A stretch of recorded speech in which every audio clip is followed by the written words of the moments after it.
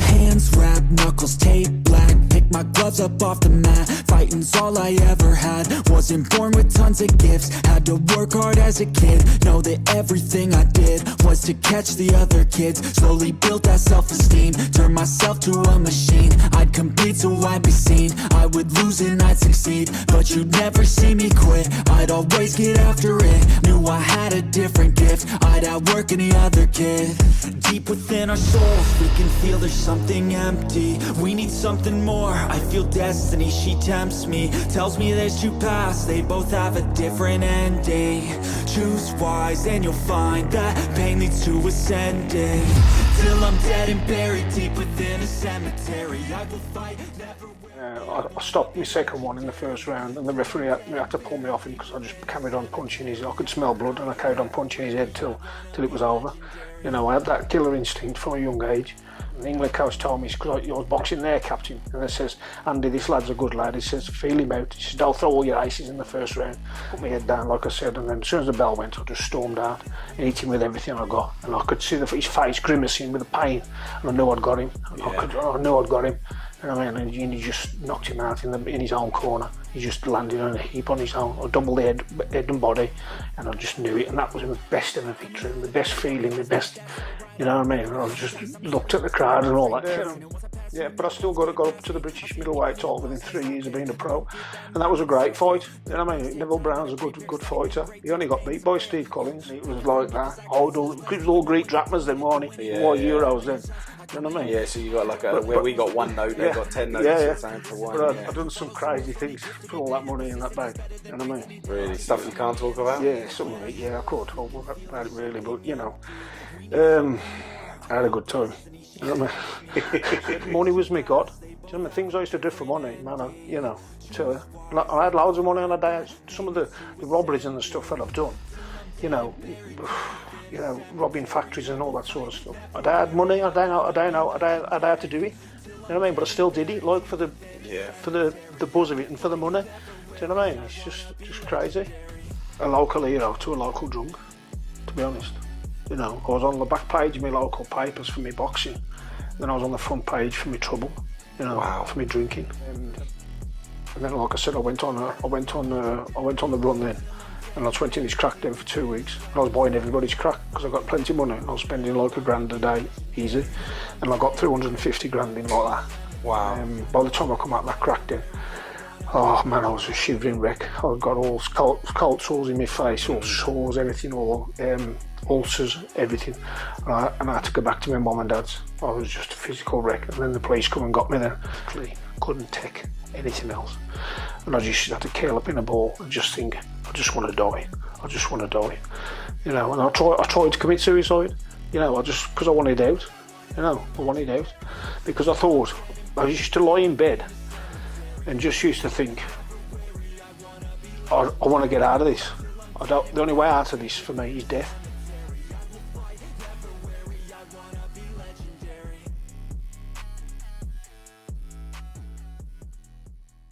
And we are live today with Andy Flute. Mate, what a legend you are. Just have a handshake. I appreciate you doing this, mate. Like, really. That was worth getting up like 3:30 this morning to get down here today. I appreciate you and your amazing book, mate. We'll get on to that. You've had a hell of a life, man. Yeah, I have, yeah. Yeah. Take us back to the beginning, man. Let's get some let's get these guests knowing what you're all about. Well, my name's Andy Flute, and my story is a boxer's journey from hell to Christianity. That's what my book is about. I grew up in Calzaghe in the West Midlands, and I had a good childhood, you know, with my dad. My dad was my hero. He was a boxer, scrap man, got horses and all that, you know, yard horses. And I always wanted to go to work with my dad instead of going to school. I never wanted to go to school. And my dad took me to a boxing gym when I was a young lad. And my uncle was a boxer, my brother was a boxer. So, you know, I'm going to be a boxer, you know. And I had stand around the gyms watching and everything and learning and just getting the feel of things. And then when I was old enough to fight, I had my first fight when I was age 11, because you can't fight till you're 11 by Amateur Boxing Association rules of England. Yeah, you can start training at 9, but, or 8 or 9, but you're not allowed in the ring to spar, are you? Yeah, my sons are just doing that now, yeah. And I had my first fight at age 11, and I won that comfortably. Boxed a kid who'd had 5 and won 4 as well. And I won that convincingly. Can you remember how you felt when you had your first fight? It was a great feeling. You know, it was an amazing feeling. Did you do the whole walkout and everything, or was it just like? It was great. It was for Bilston Golden Gloves, and it was a top club at the time. You know, it was good. And then when I got moved on to my second one, I'd got the killer instinct then. You know, and I stopped my second one in the first round, and the referee had to pull me off him because I just carried on punching his. I could smell blood, and I carried on punching his head till it was over. You know, I had that killer instinct from a young age. You know, but and I just carried on then. To be honest, I carried on from the age of 11 till I was 30 without having a year off. Wow. You know, never had a year season off. That's a lot of impact on the body. That. Yeah. And then I went through the championships. Schoolboys, juniors, National Association of Boys Clubs and stuff like that. Winning all them. Then I'm like boxed to Pigs for England. And that's it. It's been a great journey. And to get to box for England is another national anthem played. You know, it's one of the best things you can do. You know, I really felt blessed to be able to do that. And I boxed for England a few times, quite a few times. And that trophy up there, I'll just tell you about. That's my best one ever. That is. Yeah, the fight you had in Germany. Yeah, when I went to Germany. I mean, some good lads, you know, on the team. I just knocked the German out in the first round. You know, it was amazing. Yeah. I mean, the England coach told me to have a feel him out, and I just put my head down, and so they couldn't see the strength in my eyes, and I just wanted to because I believe pain in boxing is better than points. You know, and I wanted to hurt him and give him as much damage as I could, and I did that. And the England coach told me, because I was boxing there, captain, and he says, Andy, this lad's a good lad. He says, feel him out. He says, don't throw all your aces in the first round. I thought, fuck it, man, I'm gonna fucking have him. And and I put my head down, like I said, and then as soon as the bell went, I just stormed out and hit him with everything I got. And I could see his face grimacing with the pain, and I knew I'd got him. I knew I'd got him. And he just knocked him out in his own corner. He just landed on a heap on his own. I doubled the head and body, and I just knew it. And that was the best ever victory, and the best feeling, the best, you know what I mean? I just looked at the crowd and all that. You know what I mean? Was you the underdog on that fight? Well, he's their captain. I'm our captain. Oh, okay. Do you know what I mean? And he was a good lad. Yeah. You know what I mean? Very good. You know what I mean? And the Germans, they're very good because they're paid for the boxing, and they're very methodical, they're very strong, they eat right, they do everything right, you know what I mean? Yeah. You know what I mean? And it was a sweet victory, man. It was a sweet victory. You know what I mean? But, What did your coaches say when you come back? It was like, I told you to not do that, but well done. No, they just says, well done, Andy. You know what I mean? They just says, well done, Andy, and I just nodded my head. You know, but it was a great team, like great times. You know, he fellowship with the lads all on the team and stuff like that. You know, and then I went to a multi-nations tournament, and I boxed twice in 2 days. Wow. You know what I mean? I knocked the Bulgarian champion out in the second round, and then I fought the amateur world champion Raymond Garby, and he beat me on a 3-2 decision. But he'd had a bye. I had to box the day before, but he did beat me. Just landed a few more cleaner punches. But he was the world number one. You know what I mean? Was that by points? Yeah. I never got stopped or knocked out or anything like that. I didn't. You know what I mean? Yeah. I was tough, man. You know what I mean? I was lucky enough to be blessed. What made you feel like? What made you so tough? Like, I don't know whether it's my dad's, my genes, or whatever. You know what I mean? I mean, to be able to do what I did and stuff like that. I mean, you know, some people can take it, some people can't. You know what I mean? Some people, you know, off a shot, I'll put them down with it, well, I'll put another one down. You know what I mean? Some people's punch resistance is better than others. That's all it is, really. Yeah. But I enjoyed it. You know, I enjoyed my boxing. You know what I mean? And did your old man used to come watch you? My old man was my trainer. Oh, okay. And we boxed together on the same night once as amateurs. He was like about in his 40s, and I was like 14. and we boxed together on the same night. There ain't many people done that. Did you spar your dad? Nah, they sparred him. Now he was my coach. You know, he learnt me everything. I just didn't know if that was like, I was going to be like, no. well, how was that fighting? He learnt me everything. Yeah. You know what I mean? Because I was always at work with him in the scrap business, at the you know, with the horses. He learnt me how to drive horses, to ride horses, to break horses in. You know, he learnt me everything. My dad was the only person I ever looked up to. Like, still do. Like, he's still alive. He's still got his yard. He still messes with his horses. He still puts shoes on his horses. He still takes them out trotting. Oh, wow. You know what I mean? He's still, you know, messing about in bits and dubs. You know, but God bless him. He's a good old stick. You know, everybody loves him. Do you know what I mean?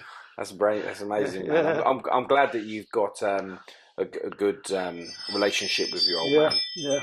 Yeah. Good, man. It's good. Really good. But then I carried on with the boxing.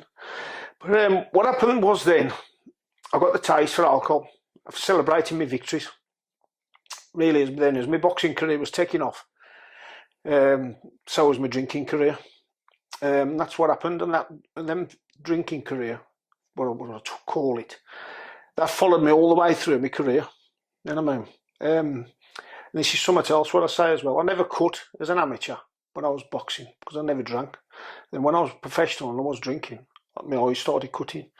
You know, so I think they were thinning my blood out or what. Yeah, it's like weakening your skin and stuff. Yeah. So, you know, but I don't make no excuses or nothing. It's just what happened. And, you know, I just started out just drinking sociably on weekends and stuff like that, drinking after my fights. And then it just slowly seemed to just carry me through all the way through. You know, even though I was still doing well, still winning fights and still doing, you know. I mean, within 3 years of being a professional, I boxed Neville Brown for the British middleweight title. Do you know what I mean? And that's like within 3 years of being a professional. You know what I mean? That's odd. You know, and I had some setbacks for cut eyes, losses to people who ain't so good as me. I mean, I remember I had one fight and the referee stopped the fight in the first round because I had a cut eye. And, you know, it was against somebody who I would just normally beat easy. So, but you got to go back and get a few wins and then build back up. You know what I mean? It's got to be frustrating. Yeah, it really is as well. You know, especially when you lose to somebody you know you're better than because of a cut. You know what I mean? But I think they should change the rules really and just add call it all. If it's gone over 3 rounds, you add the points up. Or if it don't go over 3 rounds, call it a no contest. Yeah. Do you know what I mean? Yeah. Because you're right, like you know. I think you'll have a lot of boxers agree with you on that one. Yeah. But but I still got up to the British middleweight title within 3 years of being a pro, and that was a great fight. You know what I mean? Neville Brown's a good fighter. He only got beat by Steve Collins, and everywhere I went, I was like known everywhere because it was on BBC One. You know, and boxing on Sky and Screen Sport and stuff like that and all that stuff, Sky Sports and all the things like that. Nothing top BBC One, to be honest. BBC One was the best. You know what I mean, Harry Carpenter, he used to interview Bruno, didn't he? Yeah. You know, and I sat down and it was a brilliant interview and I really enjoyed that one. You know what I mean? Even though I lost the fight, I won. You know, I lost the fight after 7 rounds on a cut eye when there was nothing in the fight. You know what I mean? Yeah. There was nothing in it. You know, but that's the way it goes. And then if the weigh-in would have been on the day before instead of being on the same day, things would have been a lot different as well. Because like I was struggling to make the weight, where now you can weigh in the day before. All right, yeah. You know what I mean? Yeah. So they changed that rule just after. Do you know what I mean? So that was a bit of bad luck, but. Yeah, look, I'm blessed, man. It was a good fight. You know, I've had a good career. You know what I mean? You know, yeah. Yeah, so the downward spiral of alcohol got you pretty twisted, didn't it, over the years? Yeah, well, I carried on. I was when I was early as well, I was sparring with Nigel Benn when I was only young as well. He was boxing for a world title in Italy, and I was only about 20, 21, 22 as well. And I'd had a mad summer. I'd been to Cavos, and I was doing the door over Cavos. And I was working all the security, and I was doing all sorts of stuff. You know what I mean? I couldn't fly back to England. I couldn't come back. I mean, I had to get the couch back to come across land because of all the stuff I'd done. Yeah, and I'd got a bag of money, like a holder of money like that. You know what I mean? It was like that. You know what I mean? And I couldn't fly back with that, could I? Do you know what I mean? And I got to Ancona in Italy, and then we come across through land. And when I got to King's Cross, I just hid the money on the coach. I was on the bus. You know what I mean? And just no tag on it or nothing. I mean, I thought if I lose you, I'll lose you. You know what I mean? Wow. And we just got through customs and they left the bag that they searched the coach. And I just went back up, picked my bag of money up and walked off. You know what I mean? And it was like that. It was all Greek drachmas then, wasn't it? Euros then. Do you know what I mean? Yeah, so you got like where we got one note, they got 10 notes to one. But I've done some crazy things for all that money in that bag. You know what I mean? Really? Stuff you can't talk about? Yeah, some of it, I could talk about it really, but I had a good time. You know what I mean? How long did you stay out there for? About 3-4 months. 3-4 months, yeah. I was working for the Greeks. They was like the Greek mafia. Like they owned all the clubs, they owned all the stuff. You know what I mean? But I had it sorted. You know what I mean? It was great. You know what I mean? I had everything I wanted. You know what I mean? Stuff like that. You know, it was good. You know what I mean? It was good. Good. Loads of women as well, and loads of everything. You know what I mean? It was good. You know what I mean? And I did quite a few things. But we had a great time. You know what I mean? I went back a year after, done the similar sort of stuff again, but things had changed. You know what I mean? Things had changed, so I didn't stay there that long. And then I just got back and get back into my boxing. Like, so I was like, while I was still boxing, I was like doing all this as well. You know what I mean? I was still like partying and I always knew how to make a pound, I did. You know what I mean? I knew how to make money, no matter what. I might have left school with no qualifications and all this sort of stuff, but I knew how to make money. Do you know what I mean? I knew how to make money. Well, being down the yard and stuff, and then having your ability of what you've got when it comes to, you know, fighting and stuff, you're always going to be able to, everyone's going to need you to settle some things or collect or anything I did quite a bit of that in Corfu, to be honest. Yeah. You know what I mean? I did quite a lot of it, man. It was some of it was a bit hard but I wish I was in your head right now. I wish I could see what you're thinking right now. Yeah, we had some. Because you're on the borderline of just thinking exactly what you're doing. We had some right tear ups on that as well. I mean, with different people and stuff like that, and we done some things, bad things. I mean, but you know. So did people like that, did they approach you because you were on the door, or was you just working for them on the door? I was just working for them, like, you know what I mean? I just got there, landed there, and then I just went up to this lad, Corky. I'm still mates with him today, to be honest. He's from Bolton, he was working. Yeah. And I said, I'm coming to work on here. And he went, like, what, you know, and I said, I'm coming to work on here. I said, show me what I've got to see. You know what I mean? Mm-hmm. And they go down there, and I went down to him, and I said to them, I said, I want to work on here for you, and all that. And that was it. I was on. You know what I mean? Once I got in well, I didn't have to do any work. The other lads had to stand on the front door. They just used to fetch me if there was any trouble. Yeah. Do you know what I mean? I just used to walk about, talking to the birds and all that sort of stuff. You know what I mean? And they'd just call me if there's any trouble, and I just used to go out and flatten them, to be honest. I'd stand there messing. I mean, I remember a load of Royal Marines come one night, getting at the big and up on talking to the doorman, like, trying to talk down to him. You know what I mean? And my mate's calling me and fetched me. Said, Andy, there's some trouble at the front door. You know what I mean? So I just walked out and I just looked at him like that. I said, what's it to Corky? I said, what's the problem? Well, this is Andy, the Royal Marines over there. They said, them chatting shit, like, he says they want the crack. You know what I mean? I said, okay. I said, show me which one. Look, and he pointed out, like. So I just walked over to him and just flattened him, and then he flattened that one and flattened that one as well.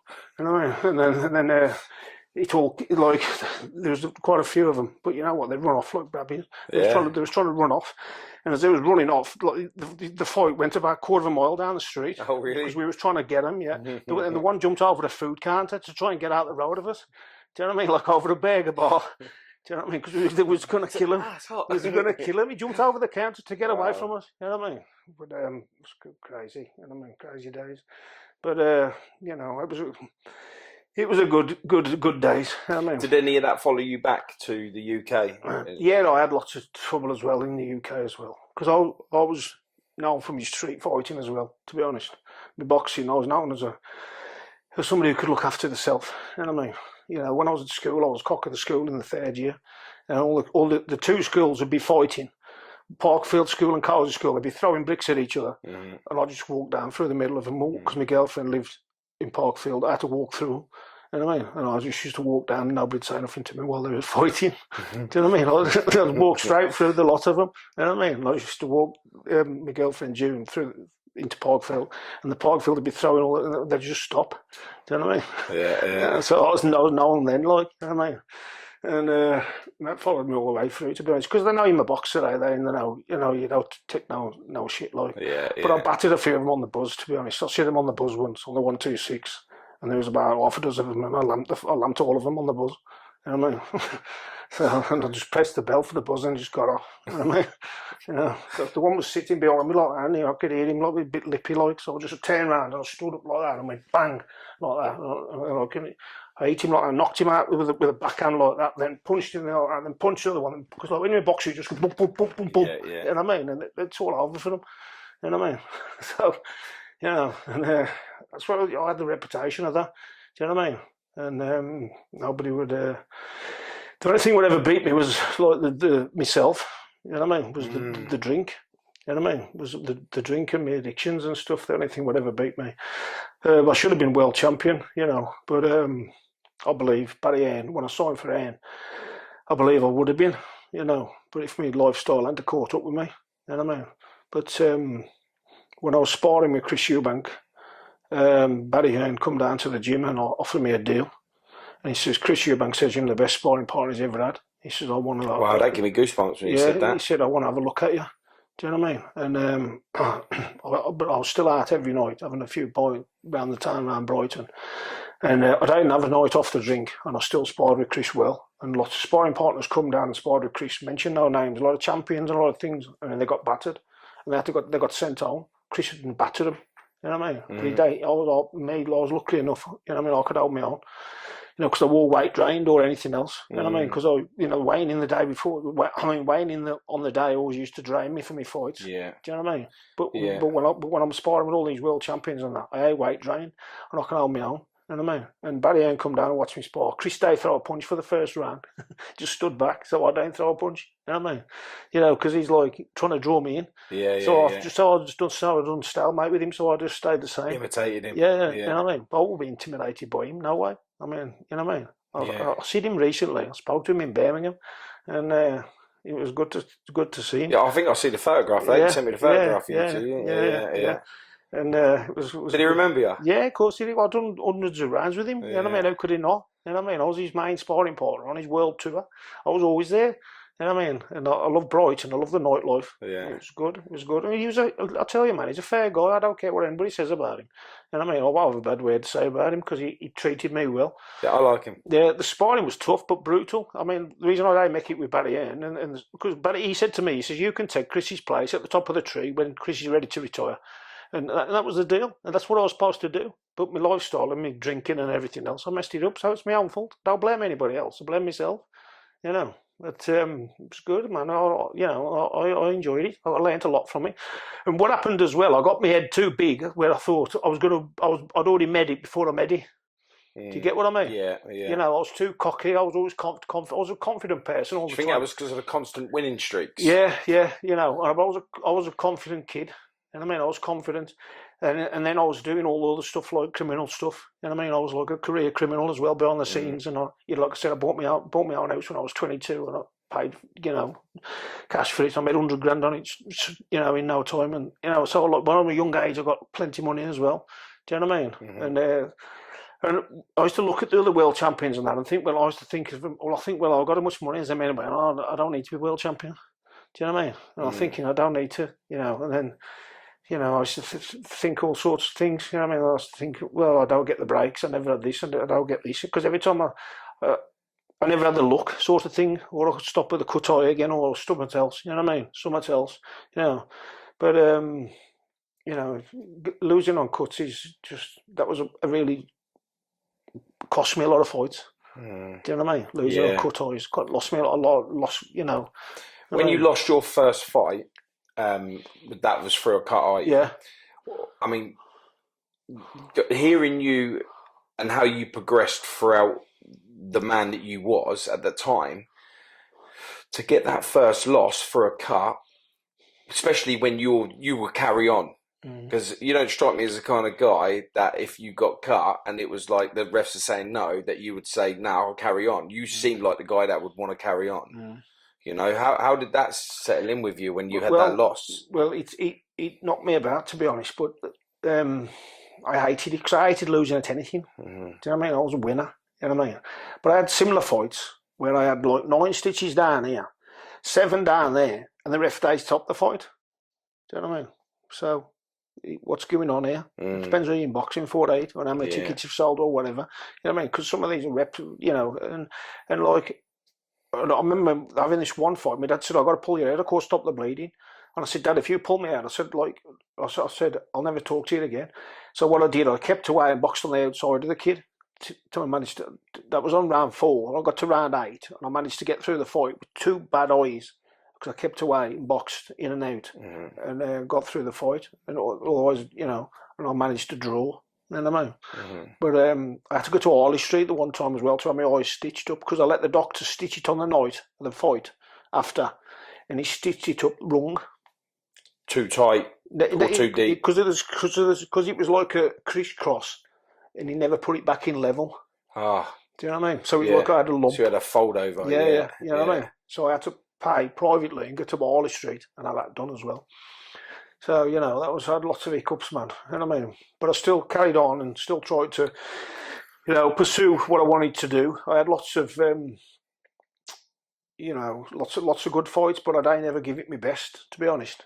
You know what I mean? I mean, the list of fighters on what I've got on there, if you wanted to, you know what I mean? I've been in the ring with like 11 or 12 world champions, or the 4 to all sparred with, and then like the contenders. There's like about 8 world championship contenders, like Errol Graham, Henry Wharton, and all them sort of stuff. There's all them sort of people. You know, the list of the high profile fighters that I've been in, I've been in with the best. Do you know what I mean? The best, and it's half the time.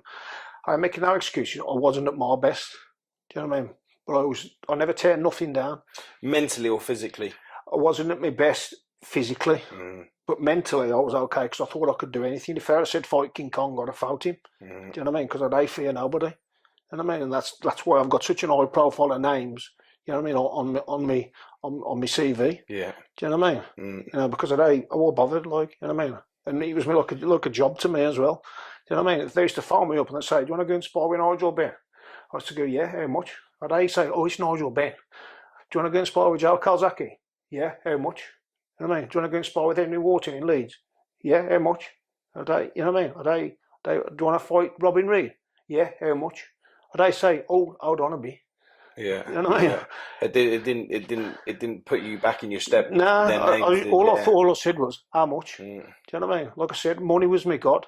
Do you know what I mean? Things I used to do for money, man, I tell you. I had loads of money on a day. Some of the robberies and the stuff that I've done, you know, robbing factories and all that sort of stuff. I had money. I had to do it. You know what I mean? But I still did it, like for the buzz of it and for the money. Do you know what I mean? It's just crazy. You know what I mean? Do you think that when you started your life of crime with the robberies and things like that you'd already tested yourself as a man in the ring? Do you think that when you started doing the crime and the robberies and stuff, it was trying to test who you were as a person to work out exactly where your place was? Not really. I was just greedy, man.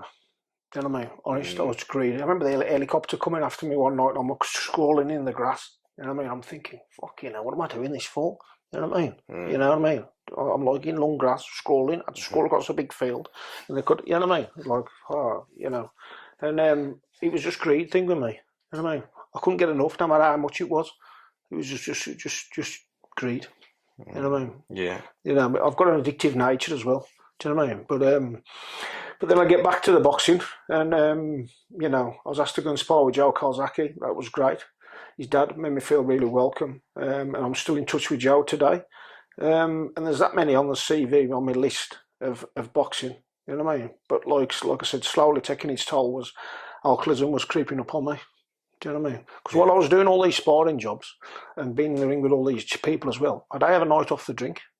Do you know what I mean? All the time, but I could manage to fight and drink at the same time. What was it like fighting Joe?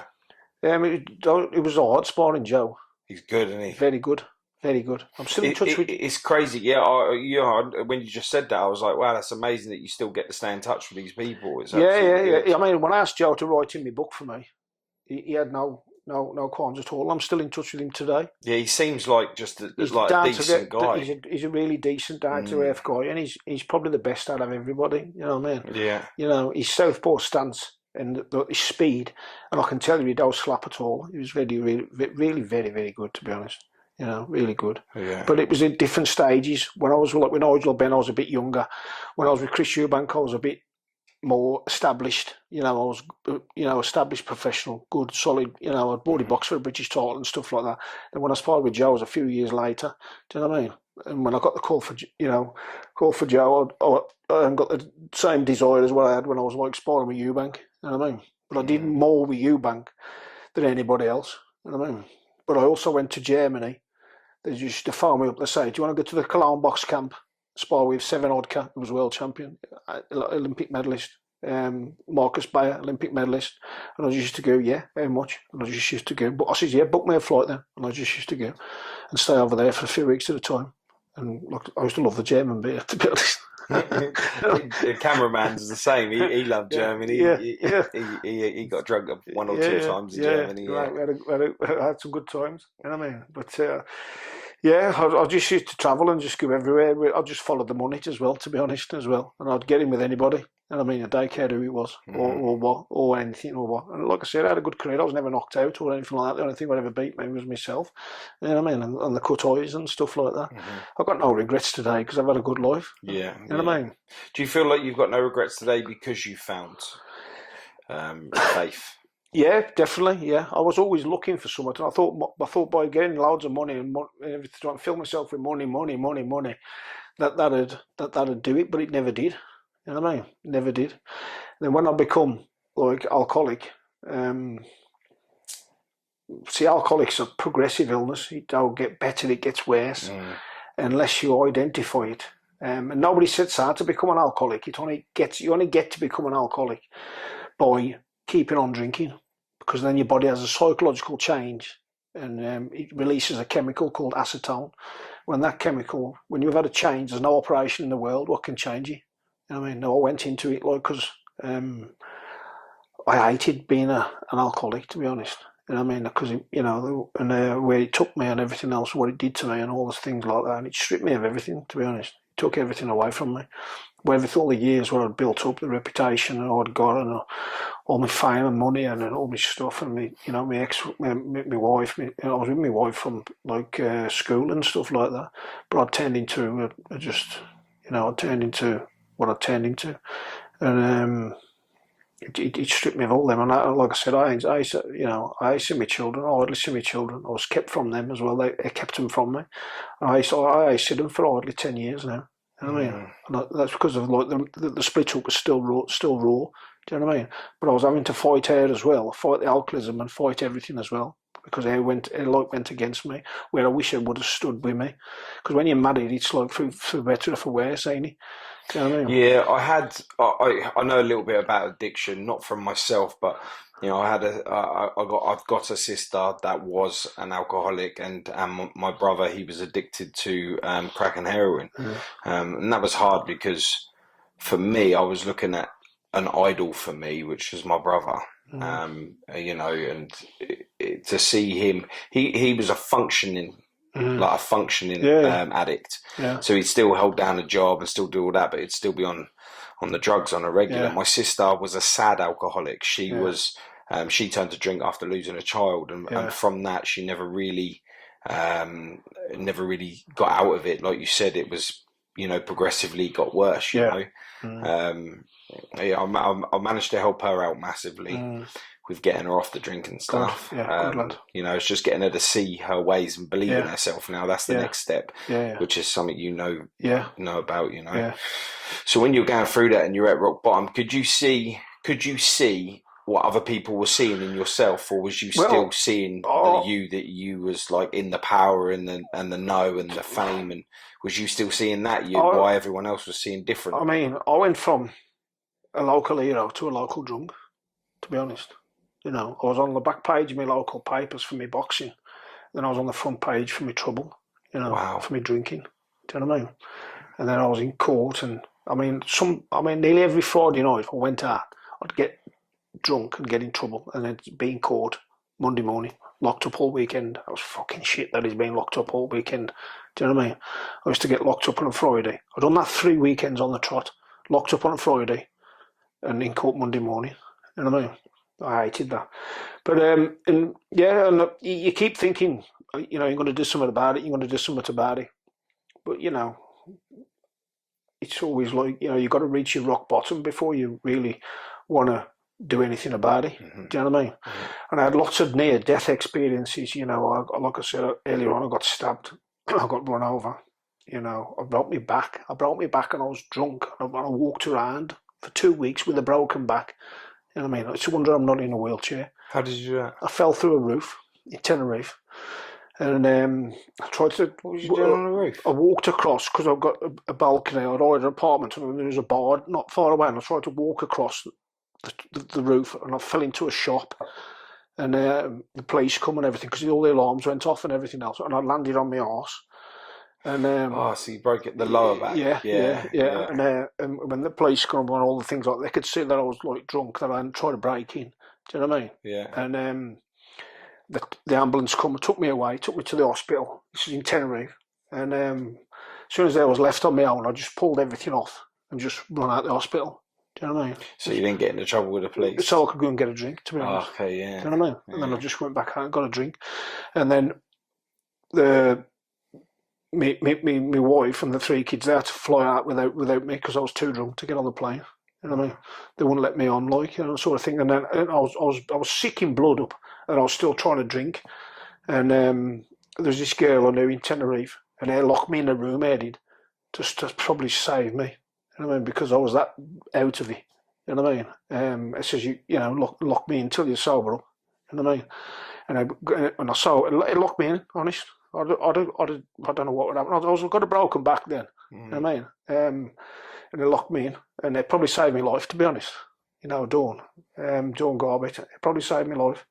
But it was horrendous, man. All things, like I said, you know, who would drink the pint and then I was sick? I used to drink a pint to my own sick. When I was just stuck in a room, I'd sick into a pint glass, near pure vodka.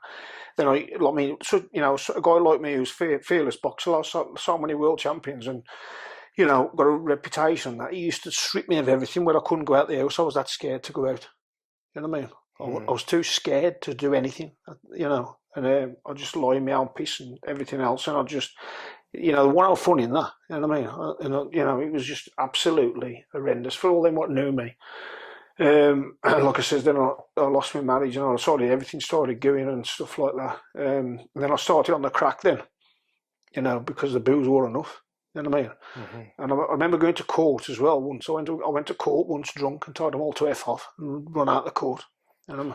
And then they was after me, so I went on a crack binge. Like I ate in this crack then because the police was after me. Mm-hmm. And I ate in this crack then for about 2 weeks. Do you know what I mean? But when I come out of the court, when I was drunk, my missus' car was on the car park, and because like I've got things going on with it, that's why I was going to court, because of her. You know what I mean? Yeah. And I see the car on the car park, and I punched the window through. I punched the front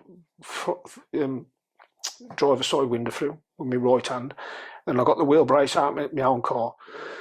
I smashed the whole car up, and then my dad had to stop me, and then like I said, I went on the run then, and I just went in this crack then for 2 weeks, and I was buying everybody's crack because I got plenty of money, and I was spending like $1,000 a day easy, and I got through 150 grand in like that. Wow. You know what I mean? Honestly, you know, and by the time I come out that crack then, oh man, I was a shivering wreck. I got all cold sores in my face, all sores, everything, all ulcers, everything. And I had to go back to my mum and dad's. I was just a physical wreck. And then the police come and got me then. You know what I mean? What was the transition from like alcohol into crack? Like normally they say that when someone starts to try crack, someone's offered it to them. Yeah. And that's how come it is. Well, what it was, I was always cocaine, like when I was always a cocaine binger as well, to be honest. I mean, because you just should start off taking cocaine just to stay out longer, don't you, when you're just drinking with the lads and stuff like that. But then it got, like, with me, I've got an excessive personality anyway, and then I used to sniff 1 gram of cocaine in one go. Do you know what I mean? Then I used to snort tequila up the other nostril, like trying to show off. Yeah. You know what I mean? Like thinking I was really big bollocks, but really I was just making myself even more an addict. You know what I mean? How do you feel now about when you talk that way and you know that you was like that? How do you feel about the old you now? I hated the way I was, to be honest. Now I'm like a totally different person. You know what I mean? I've just totally gone full circle from what I was like to a totally different person. You know what I mean? And that man, what he used to be, that man, what I mean, he was sitting here talking to you today. You know what I mean? And I did every single thing that I could. I went to Alcoholics Anonymous, and they said, you got to do this, you got to do that, you got to do this, you got to get honest. I thought, fucking hell, am I going to get honest? I've never been honest in my life. You know what I mean? Yeah. And I got a sponsor, and he was a good sponsor. You had to pick the right one who got good sobriety. And I kept going to the meetings, and I kept thinking, oh, fucking, I'll do this my way. You know what I mean? I was in and out of AA for nearly 10 years. You know what I mean? Suffering. Is that because you wanted to go, or was that because the courts told you had to go? Well, I had to. I wanted to try and find an end to the way I was as well. That's the first part of recovery, isn't it? Is knowing and understanding. Then but I did literally hate what I'd become. Do you know what I mean? And I was willing to go to any lengths to get out of it. So they told me I've got to do 190 meetings, 90 days. I did it. You know what I mean? But they say that's a first drink what does the damage, not the 10th. You know what I mean? Because once it sets that chemical off, and I did everything I could, and I even done service. I even went and talked in schools, talked in prisons for AA, trying to get well. Do you know what I mean? But they said you got to find a higher power, and I thought, higher power, what's that about? That's a lot of rubbish, man. I couldn't do that. You know what I mean? Because I don't believe in God or anything like that. I was a rungun, you know what I mean? I was totally, willing to try anything. And then I went to a church, and I just, I met a guy named John Crampton, and he could see I was a good guy. They know me anyway, because of being well known in the area and stuff like that. But I only just started dipping my toe in it, just trying to, because it was suggested to me by Alcoholics Anonymous to find a higher power. But I thought, how can you get any higher than me? I used to think, you know what I mean? You know what I mean? Because, I just used to think all strange things, to be honest. And I carried on, and I carried on, and I kept trying to do it in my own strength. And I couldn't do it. Honestly, I ain't joking. I could not do it. And I managed to remember once again 6 months sober. And I felt great. I felt like I've got this now. Do you know what I mean? I thought I'm on top of it, And I only had one drink, and everything I'd done was knocked down. Everything destroyed, everything ruined. You know what I mean? And that drink lasted for nearly a month. You know what I mean? Until I was nearly at death's door again. You know what I mean? Wow. You know what I mean? To strip me of everything again. You know what I mean? When you put your body through like serious shock like that, where you're clean for a large amount of time, and then you do take that and you go on a 1 month binge. So people are thinking, you're just going down the pub every night, but you're talking from the second you wake up to the minute you pass out. I remember the newspaper come to my house to do an article on me, and I drank 16 bottles of Jack Daniels in 4 days. You know what I mean? Wow. I don't think it's big, but that's it. That's what an addict I was. Do you know what I mean? That's scary. I couldn't get enough. I couldn't get enough. I just could not get enough, because if I was awake, I was drunk. I was drinking, and the only time I wore drinking is when I was asleep. Do you know what I mean? That's how bad it got. Like I said, that's the title of that book, A Boxer's Journey from Hell to Christianity, is the truth. I was in living hell. Anybody knows anybody what's got alcohol or drug problems? I was the sort of alcoholic and drug addict who I couldn't get enough till my body used to stop me. Do you know what I mean? The only way I'd stop was I physically couldn't take anything else. And I just had to curl up in a ball and just think, I just want to die. I just want to die. And I tried to commit suicide, because I wanted out. I wanted out. Because I thought, I used to lie in bed and just used to think, I want to get out of this. The only way out of this for me is death. That's how bad it is, you know. And I used to take a considerable amount of pleasure in thinking that I could kill myself and get out of it. You know what I mean? Beat death. Yeah, I just think, how shall I do it? Shall I jump off a bridge? Shall I jump off a building? Shall I run in front of a train? Shall I, you know, throw myself off something? Whatever. I just, you know, so I come up with a plan of taking a load of tablets. I took a lot of tablets to kill an elephant, and Angela found me. And they took me to the, it was in this house, to be honest, and they took me to the hospital down the road. They pumped a solution into my arm, what saved my life. And the crisis team come and see me. And they just said to me, you need to pull yourself together. There's people in this hospital with worse problems than you. Wow. You know, so I just got my stuff, went back out and went straight and got me some cans of beer and started drinking again. So within an hour of coming out of the hospital, just trying to commit suicide. Then I was off again. You know what I mean? I was off again. Do you know what I mean? So, you know, but the pain he put me through, I'm lucky to be here today, and I'm lucky to be given a second chance at life, to be honest. You know, I really am. Do you think you survived because of your fighting mentality? You put your body through years and years of dieting and understanding that your body can run without low food and low body fat, and you know, because you're a fighter, you know, and when you're drinking and stuff, you tend to replace food with crack, with drink, and with things like that. You don't really eat. I mean, I've been told by a few professionals that if I hadn't been such a strong, you know, chap, I would have been, you know, it would have killed a lot lesser people. You know, my constitution and my strength kept me going. When I was walking about with a broken back for 2 weeks, I said anybody would have killed anybody and would have paralysed anybody else. It's only because you're fit and you've, you know, what your genes and your fitness is what kept you going. You know what I mean? But I'm just blessed to be here today and be able to tell my story and try and reach to help others and stuff. That's what I help. You know, all I do now is pass on what happened to me and stuff like that. You know what I mean? And that's what my journey's about now. It's about helping others and stuff like that. You know what I mean? And that's, I believe, what I was saved for, to be honest. But you know, I've got a good life today to what I had years ago. But you know, I'm lucky to be free from addiction. I'm free from it. I've been 7 years now without a drink. Wow. You know what I mean? And I don't get an urge for a drink at all, or a drug or anything. You know what I mean? It's totally gone. Because when I asked God to remove it, that's what he did. Because when I said to God, I'll follow you for the rest of my life, he knew I meant it. You know what I mean? Because when I was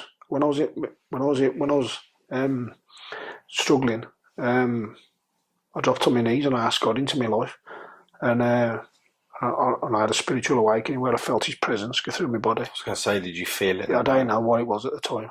You know what I mean? But and then when I was doing my 12 steps, after that, I felt his presence again, because I had to write an inventory down of all the people that I'd harmed and been willing to make amends. Do you know what I mean? So I did that, and I did it correctly. What's that feeling? Good. It was a good feeling. But I did it correctly. My sponsor, who was sitting opposite me, he said, God's just touched you, ain't he? I said, how do you know? He said, I've seen it. He said, I see you, you know, he said, I've seen it. I went, wow. I said, he said, Andy, he said, God's just forgiven you for what you've done. And I says, well, you know, like I said, I never have an urge or nothing for drink again. You know, I never had an urge or anything. I mean, life's gone from strength to strength since them 7 years ago. You know, I thought the only way out was death. I tried to kill myself and tried to think. I said, you've got to find a higher power. So I tried to find one. You know what I mean? And I started, you know, and that's what happened. Because when I was here, having that last drink, and I dropped on my knees, Angela had found 2 guys from the church to come and pray for me, because they thought I was going to die. And they come. John Crampton, Steve Hoy, come from Sedgley Community Church, and they prayed for me. And when they left, that's when I dropped on my knees, and I just said, God, if you're real, I said, just take my addictions away from me, I'll follow you the rest of my life. And the only reason I believe I'm set free is because I meant it in my heart.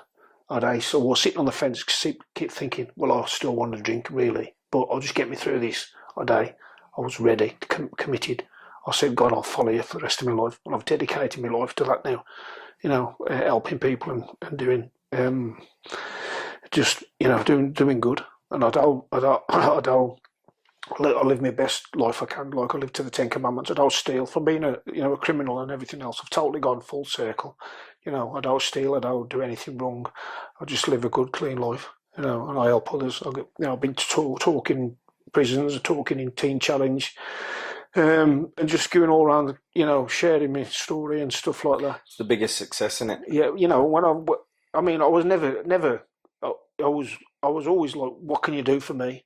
And now, what I can do for people is a better reward than anything else. Do you know? I mean, when I've been up, like I was recently up Chesterfield doing a men's breakfast talk. Do you know what I mean?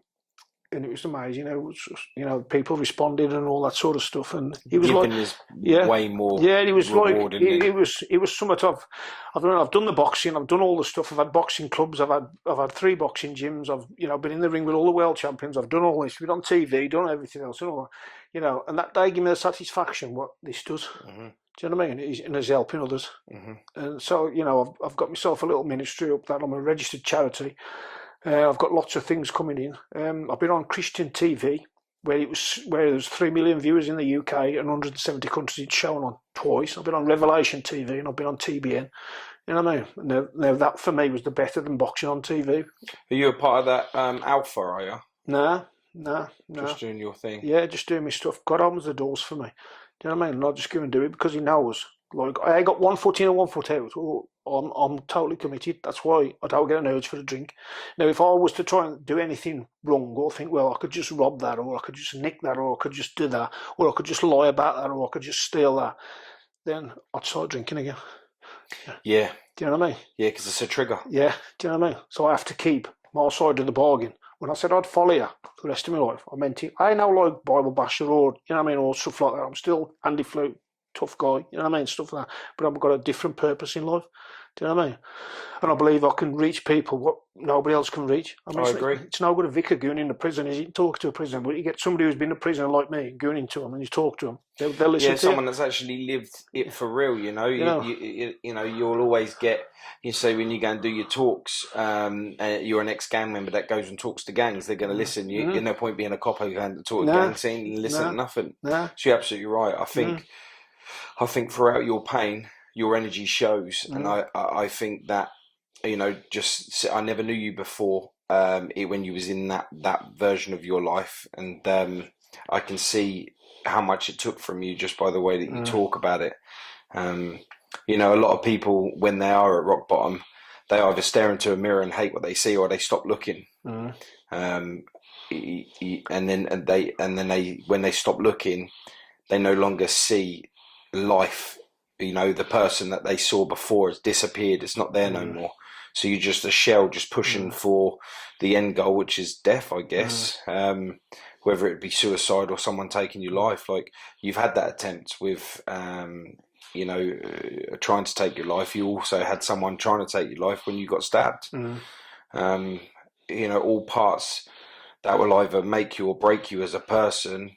And you just fought right the way through it, into the point of finding your faith, having your own, what do you call it, ministry? Yeah. Ministry is mystery, isn't it? Yeah. Having your own ministry and being able to push that power out to other people. And for people, if they don't believe in religion but they believe in something, best believe that something is faith. Because you are feeling it. If you're feeling something, it's definitely a higher power. It's whether you accept it and you open up to it. That's where the real power is, I think. Definitely. Let me tell you, man, the devil's real, God's real, and let me tell you, and what you reap, you will sow. Yeah. You know what I mean? What goes round comes round. I agree. You know what I mean? Definitely. When I used to do some things, I always had things come back worse.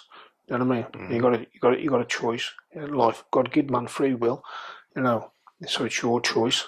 Do you know what I mean? We're the cause of all the negative that's in our life, 100%. Yeah. And when you start owning up and start realising that the reason why your life is shit is because it's you. It's not nobody else. No, nobody made me drink. You know what I mean? Nobody made me take that crack. Nobody made me sniff loads of cocaine. Nobody made me do these things. Do you know what I mean? I chose to do it. What kind of drunk was you? Was you a violent? Was you a conceited? Did you keep yourself to yourself, or was you? I could be. Towards the end, I was always just a drunk in a room, just sitting out. You know what I mean? But I was when I was progressing into being that drunk. I could be a violent drunk as well. Yeah, I could be a violent drunk. Yeah, definitely. I wasn't a very nice drunk. Nah.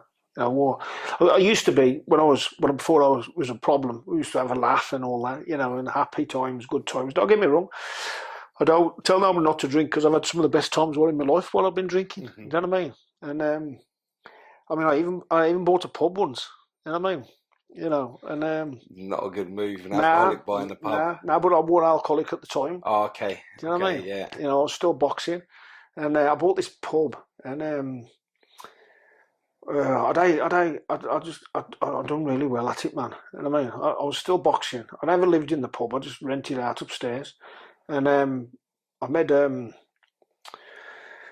good business out of it. Like I said, I was always good for making stuff. You know what I mean? And then I bought this pub, and I started within a couple of months of having the pub. I was buying hundreds and hundreds of barrels of beer, and I was flogging them to all the other pubs in the area. You know what I mean? So I started a legit business, horse and jockey wholesales. You know what I mean? And I was doing really well. I was buying hundreds and hundreds of barrels every week, and I was selling to loads of pubs all the time, making money on top of that as well. Yeah. Do you know what I mean? But like, I never lived in the pub. I just have somebody run it for me and that. You know what I mean? Mm-hmm. But then I'd pop in and have a few drinks but I thought, well, I drink in other people's pubs, so I might as well buy a pub. Yeah. So that's what I did. You know what I mean? But I made a great business out of it as well. You know what I mean? As well, yeah. That was another business thing that I did as well. But everybody loved it there, but more like anybody else's pub. You know what I mean? It was like, you couldn't get out once you was in. Do you know what I mean? Thought you start everyone out to start pay rent there because they ain't going there. You know what I mean? Yeah. It's like one of them, man. And I remember once the police coming and kicking all the doors off. I remember once, and the police kicked all the doors off, and they come and dragged me out of my house. So I lived just up the road, not far away. And the police kicked all the doors off. I said they was after stolen lorry parts. Fucking hell, stolen lorry parts. You know what I mean? So they come and arrested me, took me down the nick. And I'd been on the coke and the drinking and stuff like that. I ain't got no stolen lorry parts at the pub, but my name was brought up in they was looking for stuff. Yeah, you know what I mean? They was looking for stuff. I know where them, I can see why they did it. You know what I mean? But then they locked me. They took me to Wensfield, Nick, and they locked me in this room. And they said, "We'll come and get you in a minute." You know what I did? Because I was the licensee of the pub. I started doing a circuit, and they left me in this room for like nearly an hour. So what I did, I done a circuit to sweat all the drugs out of me, and I started drinking water out the toilet. And flushed it all out of me. So when they drug tested me, I was clear. Otherwise, they'd have took my licence off me. Yeah. Do you know what I mean? But and they smashed all the doors out of the pub. They didn't find nothing. I got a solicitor on the case. I says, what should I do about this, Dennis Dudley? And he said, Andy said, "For you," he says that they never found nothing. He says, they should pay for the damage. He says, but you'll only make things worse for yourself. Yeah. So what they started doing then, they started coming in with pub and all riot gear, walking around the pub, making everybody feel. Do you know what I mean? So they was like hounding me. You know what I mean? Even though they don't find nothing. But I never pressed charge, I just let it go. Do you know what I mean? But did you get rid of it in the end? I had to get rid of it, because my alcoholism was getting worse and worse and worse. Then, but the first few years I had, it took one hour problem. Like I said, I made a really lucrative business for me. Yeah. It done really well. I done it all legit, done it all right. You know what I mean? Sold my pubs, paid. Everything right. You know what I mean? Get everybody who bought beer off me a receipt and done it all right. You know what I mean? Yeah. And it was really, really good. Really good. I really did well and really good, successful. I had sportsmen's events on there and stuff like that. It was really honest, mate. It was good. I could tear me onto anything, you know what I mean? But in the end, I had to get rid of him. But it's knocked down. It's finished. 'Cause a lot of pubs finished out. They were a smoking ban and that. But when I knew the smoking ban was coming in as well, I thought I've got to get rid of this. Yeah, you done it wise. Yeah. Yeah, otherwise I got out of it. Like, you know what I mean?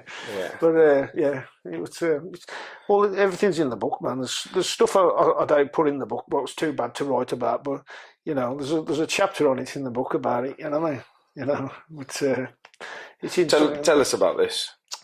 well, How did it all start? This book is just started out just as therapy for myself. I never sat down and said I was going to write a book. My girlfriend, Angela, just bought me a journal and just said, start writing some of the names of the world champions you've been in the ring with, because I was a physical wreck, drunken, alcoholic mess, too scared to go out the house, shivering, shaking, everything. I couldn't do anything.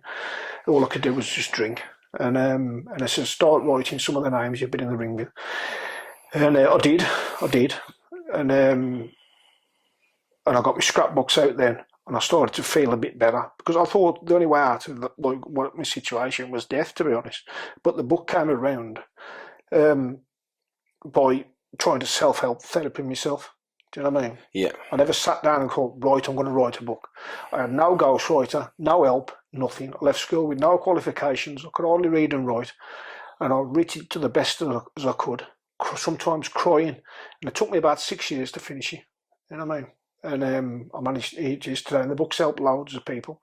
You know, I've had like mothers, fathers ring me and say my son's got a problem. They've read your book and they've stopped drinking. Do you know what I mean?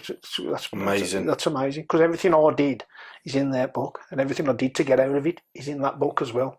Do you know what I mean? So if if anybody's struggling with addiction who's watching this, everything's in that book. If you do everything what's suggested to you, which is like I did, do you know what I mean? You know, I managed to find a way out of it. I mean, because I was willing to try anything. If you had just go, oh no, I ain't going to try that. I don't believe in that. I don't do this. I don't do that. Well, that's your own fault. You know, I was willing to go to any lengths, and that book is living proof. Like you can change. That you can change. And that I am a new creation. I've changed. I've gone full circle. I've gone from being a bad boy to being a good boy. Do you know what I mean? And being to helping people. And I'll get more satisfaction out of helping people today than anything else. 100%. You know what I mean? And my money, God ain't my money. You know, I mean, money was my God years ago. Do you know what I mean? That don't bother me today. Money's the root to all evil. Do you know what I mean? Yeah. And I just put my hands together, and I'm blessed that I've got a second chance at life, to be honest. You know, and I don't get fed up. I don't get, you know, I just give all the credit to God, to be honest, because I couldn't do it in my own strength. Whether people are religious or not, this is the truth. I couldn't do it in my own strength. I wish I'd have done that first of all before I'd lost everything. You think you would have been open to it then, though? I probably wasn't now. That's what I mean. Yeah, because like when they tell you first of all, you think, I bothered any. But like the only reason I did it right at the end, because I'd run out of options anyway. Do you know what I mean? Comes to you at the right time, so they say. Well, it did, because I had nowhere else to go. Everything else, I tried every other avenue. Everything, I tried everything. I'd been to Bushy Fields rehab. I'd been hospitalised. I'd had, all sorts of crazy stuff. Like there's lots of stuff in there. You know, nothing else worked. I mean, nothing else worked at all. And then that was my last cry for help, because I'd been told there was a higher power. You know what I mean? And then them guys who come and prayed for me, because I'd started to get to a church, just dip my toe in just to find out what it's about. And that saved my life, to be honest. And that, you know, and so, you know, I couldn't have done it on my own. Yeah, the title's pretty catchy, man. Andy Flute, Jesus in my corner. Yeah. You know. Powerful. Yeah, it is powerful. I mean, you know, it's the truth. I mean, it's a handwritten book. You know, I had no ghostwriter to try and gloss it over for me. Do you know what I mean? It is the truth. You know what I mean? Everything in there is true. You know what I mean? If I was to handwrite a book, let alone even on a computer, I don't think anyone would be able to read it. The spelling mistakes would be a joke. You probably got that from my texts. I'm you're like, what the hell is this guy? Yeah. Or you might be able to understand it because you didn't go to school either. It's right up my street. You can't spell either. Yeah, man. But no, I'm lucky. I'm blessed today. I really am. I've got a good life. Managed to pull myself together. Got a good missus. Got a good partner. You know, I don't see my children and stuff like that like I want to, but you know they've got to grow up and make their own decisions themselves. You know, there's some things what we're all fighting things with it. You know, nobody's got a clean, just a clean path. You know what I mean? Everybody's got something in their life, what's obstacles and things like that. But you know, you just had to keep on pushing through it, like, you know what I mean? But I think when it comes to, so that was the same. I didn't speak to my dad when I was growing up, but mostly because, you know, the things that my mum had said diverted me not to want to speak to him. That's what's happened to me as well, ain't it? Yeah, same sort of thing. So I never wanted to. I never had no intention of talking to my dad. And when I got older and things were happening in my life, I felt like I needed a dad. Yeah. Even though my mum's husband, he's a good guy, like you know, he's a good guy, but it at that time it didn't feel like the same. I knew that I had a dad somewhere else, and I knew that if I was to see him, he would love me, and he would be all of everything that he should be as a dad. Unfortunately for me, that when I did contact him, it was all good for the first 3 or 4 years. And then he ended up being exactly what me mum said he was. Oh, right. Yeah, unfortunate for me. But I know people that have had that option of being able to have their children like later on in life, and they wish that they would never have had time apart, and it really worked for them. Never been jealous of that. I'm always like, well done, man. I'm glad it's worked out for you. I'm that kind of guy. You know, I'm not like, oh, fuck you, man. How's he got it and I haven't? You know, not like that. So I hope in the future, when your children have got to a point in their life where it's time for them to come and see you, it's all a success for them. Listen, I know God's got to restore everything that I've lost anyway, and He's doing that too. You know, a lot of things that I lost. I mean, I had everything, lost everything, and you know, a lot of things are coming back. Yeah, you got to still stay strong, brother, and still keep pushing that mission, because I know from little bits I've read here and there from people and their testimonies for you has been great. You're helping a lot of people, and I'm glad the world has you, and I wish there was more people that had that life experience that pushes on these youngsters to be able to help them not go as far as what you did, because you were excessive. You were as excessive, like seriously excessive. And look at you now, and your true testament sitting here with you today is you can be at the bottom of yourself as a human, to the point where you have no feeling of existence left in this world, to feeling a higher power. The transition has been successful, and you are putting that energy back out there in a positive way, with being an author, with no education, no qualifications. It's just testimony to believing in yourself and opening yourself up to the universe, you know, to be able to do stuff like that. It's been absolutely amazing, and I'm glad that we stumbled across each other. Keep up with the good work. I appreciate it. And you stuff what you're doing. And I pray that it just keeps continuing and going from strength to strength for you. I appreciate your prayers, brother. Everything what you're trying to do, because there's a good motive behind it. You know what I mean? Yes. I drive all of this like through through pain, you know, just like you started out with your pain. I can see. It's crazy. And I really appreciate it. My brother would have loved you.